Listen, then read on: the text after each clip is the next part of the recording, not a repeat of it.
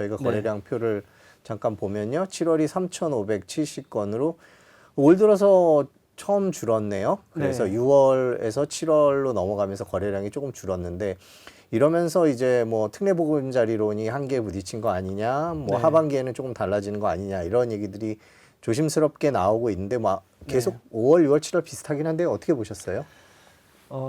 결론부터 말씀드리면 상반기 때 가져다 줬던 그런 정책의 효과, 규제를 풀어줘서 거래를 할 수 있게 해주고 그 거래할 수 있을 만큼의 유동성을 충분히 풀어 넣어주는 그 정책의 효과가 역할이 여기까지인 것 같아요.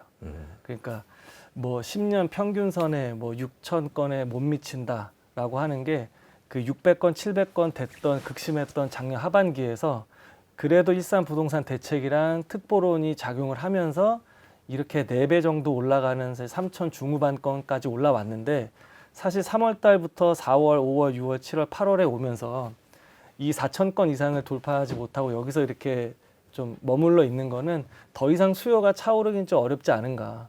여기서 수요가 더 차오르려면 그 두 가지 시나리오가 좀 가능할 것 같은데요. 네.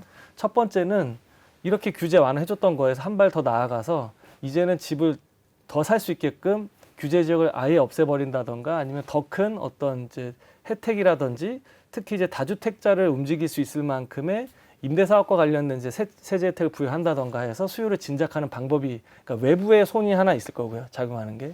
그게 아니면 경기가 되게 좋아져서 집을 정말 살 수 있는 능력이 구매력을 갖출 수 있게끔 시장이 이렇게 경제가 성장하거나 회복해야 되는 그 두 가지인데 후자는 좀 어렵다고 봐요. 왜 그러냐면 그 통계기관을 보더라도 시간이 지날수록 그 전망치를 자꾸 내리더라고요. 그러니까 지금도 이제 성장률 1.4%로 연초보다 0.2% 낮춰줬고 웬만큼 이제 실물 경기는 이렇게 좋지는 않은 것 같고 뭐 중국에서 지금 얘기가 나오는 것도 네. 뭐 경상수지가 좋아 보이진 않고 근데 정부는 상반기 때 연착륙을 막았던 정도에서 정책 효과가 있었다라고 평가를 하는 것 같고 여기서 집값이 빠지지 않는 한 추가적인 어떤 그 수요를 진작하기 위한 정책이 발표가 될 것 같지는 않거든요. 네.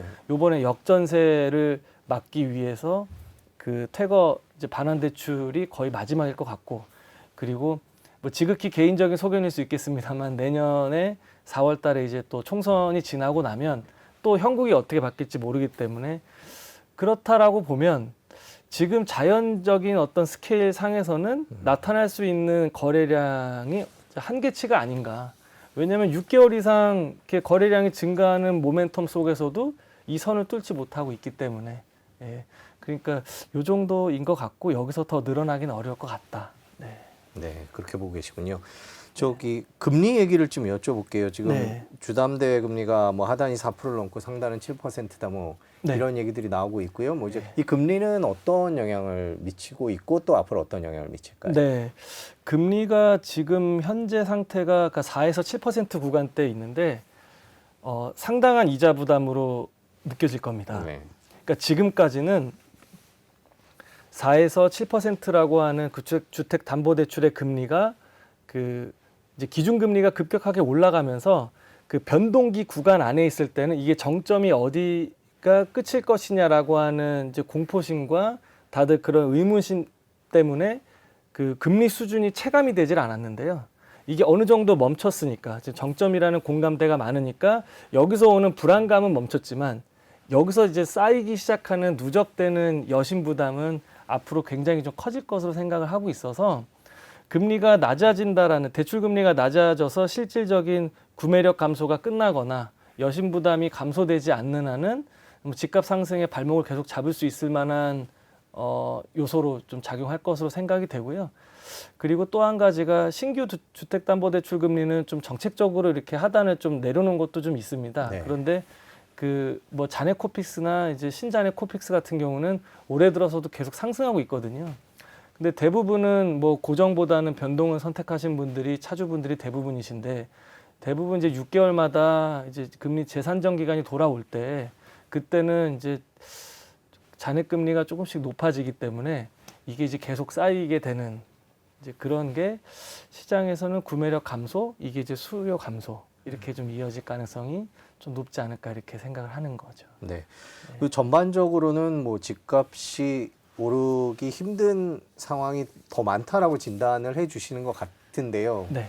하반기에 집값은 남은 하반기 보통 이제 추석이 간혹 추석이 어떤 전환점이 되는 해들이 있었던 기억이 예. 있는데 네. 올해 추석 이후 집값은 어떻게 전망을 하세요? 추석 이후에도 가격은 뭐 우리가 강남 얘기 많이 했는데요. 그러니까 일부 지역에서 나타나는 강세, 강보합세, 소폭 상승 모습이 있을 거고요. 그리고 크게 보면은 약세장이라는 틀은 바뀌진 않을 거고 그 박스권 안에서 그 소폭 하락도 있을 거고요. 여기서 계속 움직이면서 서울의 경우는 거래량이 크게 변동은 없을 겁니다. 크게 변동 없이 요 정도 선에서 계속 유지될 가능성이 높다라고 생각이 됩니다. 그러니까 무리해서 집을 또 사야겠다라든지 네. 뭐 이런 이제 조급한 마음은 그 지난 상반기 때 나타났던 포모가 그 재작년에 나타났던 그 포모보다 더 컸던 것 같아요. 그러니까 상승장에 편승하지 못해서 느끼는 그 좀 이렇게 그 약탈감이라든지 뭐 이런 느낌이 지난 조정을 받으면서 이제는 조금 더 떨어지면 나도 시장에 진입해야지 하셨던 분들이 생각보다 그 짧게 이 사이클이 마무리된다는 느낌에 요번 상반기 2분기를 지나오면서 빨리 좀 들어오려고 하셨던 분들이 계셨던 것 같은데 그런 마음을 크게 갖지 않으셔도 지금 시장에서 크게 급등할 가능성이 있다라고 생각되지 않기 때문에 좀 여유 있게 보셔도 좀 될 것 같다라는 생각이 좀 있고요. 매물이 좀 늘어나고 있기 때문에 이 매물이 어떻게 소화가 되는지 이게 매물이 소화가 된다라는 얘기는 매도인이 내놓는 가격에 조금 더 부합하는 이제 수렴되는 가격대가 나타날 것이고 계속 늘어난다라고 하면은 하방의 압력은 더 커질 거기 때문에 이걸 보면서 좀 판단하셔도 좀 좋은 기준이 되지 않을까